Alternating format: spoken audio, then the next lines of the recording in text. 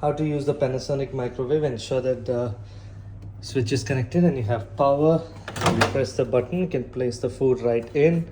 You have various settings over here and the direct timer shortcuts of 10 minutes, 1 minute or 10 seconds. However, just to heat up food, I would always recommend pressing the quick 30. You can keep pressing the 30 seconds to heat up and then you press start. And in order to stop, you press stop here, and to reset just press this button again.